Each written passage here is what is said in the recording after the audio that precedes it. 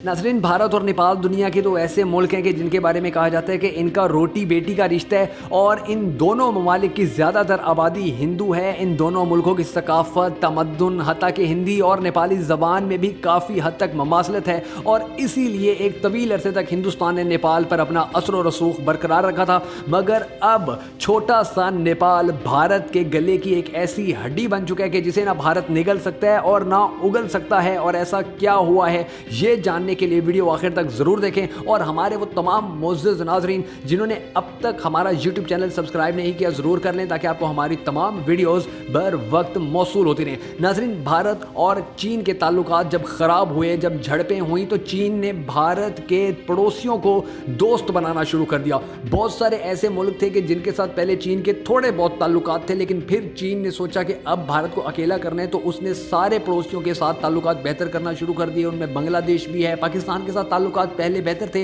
मगर मज़ीद बेहतर कर लिए। उनमें भारत के बहुत करीब समझा जाने वाला ईरान भी है और दूसरे भी ऐसे नेपाल, भूटान, बांग्लादेश, ये बहुत सारे ममालिक थे जो भारत के करीब थे और पड़ोसी भी थे। इनमें से बहुत सारे ममालिक भारत के, मगर चीन ने इन सबको अलहदा किया और इन सब में से भारत के लिए सबसे ख़तरनाक जो मुल्क साबित हो रहा है वो इस वक्त नेपाल है। जो नेपाल किसी वक्त भारत की एक कॉलोनी समझा जाता था, अब वो भारत के गले की हड्डी है। क्योंकि भारत और नेपाल की, नाज़रीन, सबसे पहले तो आप सरहदों के बारे में सुन लें कि इनकी सरहदें ऐसी हैं कि नेपाल की सरहदें 3 अतराफ से भारत के साथ मिली हुई हैं और चौथी तरफ से नेपाल की सरहद तिब्बत के साथ लगती है। यानी कि नेपाल की जो 3 सरहदें हैं वो भारत के साथ बिल्कुल अटैच्ड हैं और वहाँ से नेपाल ने भी दूसरे ममालिक की तरह भारत से अपने इलाके खाली करवाने का सिलसिला शुरू कर दिया, जिसकी वजह से भारत की जो फौजें हैं अब वो परेशानी में मुब्तला हैं कि वो चीन के साथ मुकाबला करने के लिए लद्दाख या गलवान घाटी में जाएं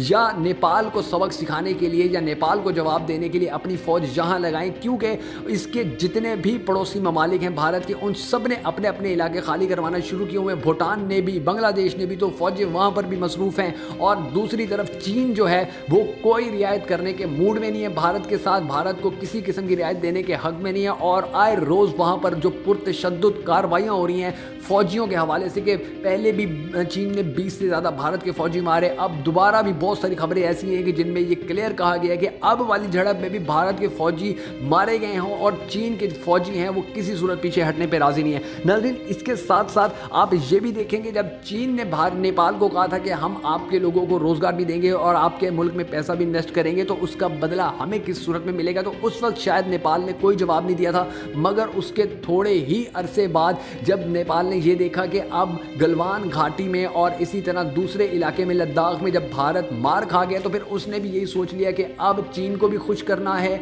चीन को अपना दोस्त भी बनाना है और भारत के साथ भी दो टोक बात करनी है। तो उन्होंने भी अपनी सरहदें क्लियर करवाना शुरू कर दी थी, जिसके बाद चीन ने बड़ी खुशी का इजहार किया था और ज़्यादातर चीन ने ये कहा था कि और ज़्यादा पैसा लगाएगा चीन इसी तरह नेपाल के अंदर, नेपाल की जो जितनी भी मुईशत है उसको मज़ीद बेहतर करने के लिए इकदाम करता जाएगा। तो अब नेपाल 3 तरफ से भारत को घेरता है, भारत से के साथ उसकी 3 अतराफ से सरहद जुड़ी हुई है और चौथी तरफ तिब्बत है। और तिब्बत के बारे में भी यही कहा जाता है, जब जो चीनी फौजी हैं वो ये कहते हैं कि तिब्बत हमारा है और तिब्बत तो कभी भी किसी को नहीं देंगे। तो इस सिचुएशन के अंदर भारत के लिए जितनी परेशानी चीन ने बनाई हुई है उतनी ही परेशानी नेपाल ने बनाई हुई है। और अगर चीन और भारत के ताल्लुकात मज़ीद ख़राब होते हैं तो चीन ने सिर्फ एक इशारा करना है नेपाल को और नेपाल की फ़ौजों ने अपने इलाकों से भी आगे निकल पड़ना है और फिर जो तबाही भारत की होगी उसके बारे में ना चीन ने सोचा होगा, ना भारतीयों ने खुद सोचा होगा, ना नेपाल ने सोचा होगा और ना पाकिस्तान ने सोचा होगा। क्योंकि फिर भारत को सारे इसके पड़ोसियों ने मारना है